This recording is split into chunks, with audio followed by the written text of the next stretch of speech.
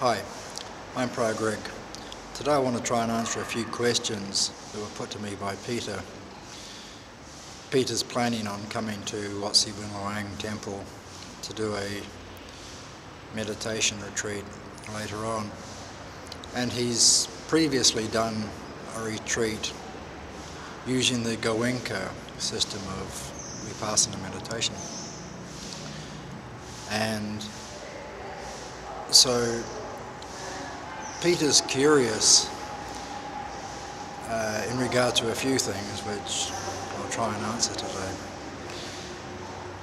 He's wondering whether or not he will be in sync with other people who may be at the temple at the time.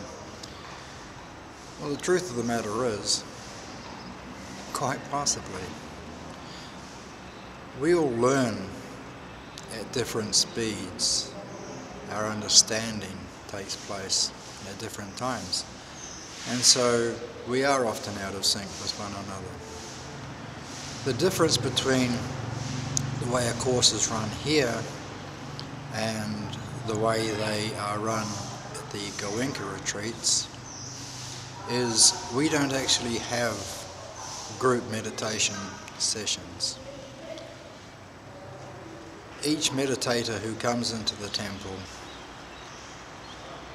comes one at a time to the teacher.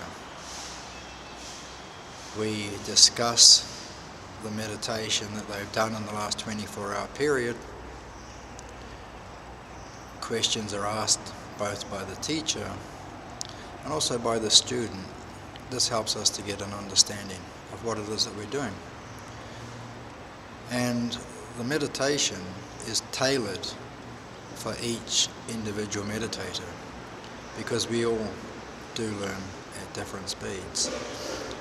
And so being out of sync, it doesn't really come into the equation, because we're not expected to be in sync with each other. Peter also wonders whether or not the type of course we do here may seem a little lightweight to him. Well, that's a hard one to answer, actually. But as I say, it is a different form of Vipassana meditation to the Goenka system. And so you'll be learning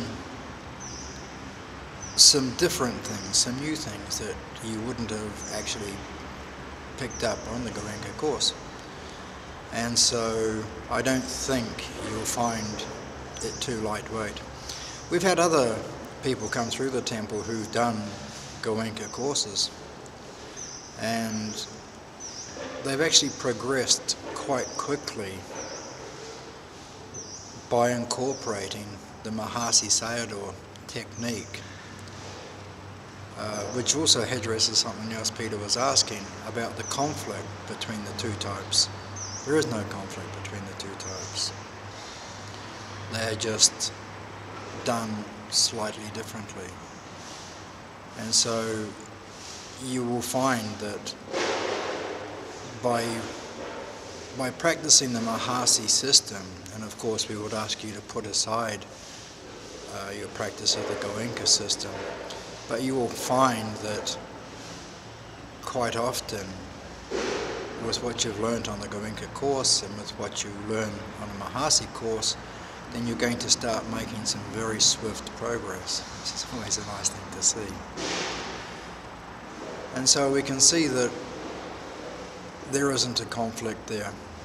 Something else Peter was saying was that there seem to be many different methods of meditation. This may be true, but really they boil down to two types. There's the concentration or tranquility meditation, and then there's insight meditation. But as Ajahn Chah often liked to say, they are both ends of the same stick, and you can't pick up the stick without picking up both ends of it. And so there really aren't a lot of different types of meditation. Yes, we can start getting into metta meditation and things like that, But they're slightly different. They have a slightly different goal. And the other thing was, he was saying that some people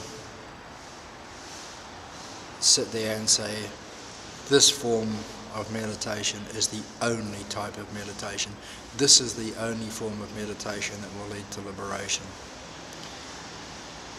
Well, all I can really say to that is, if somebody has got to defend their method over another method by putting down other people, then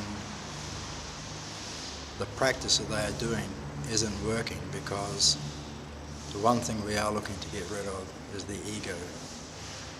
And so if you can sit there and say, we're right and you're wrong, then the ego still has a lot of work to do. So I hope this answers some of your questions, Peter, and I hope that for others out there who may be wondering about the same things, it also helps to answer some of your questions. Okay?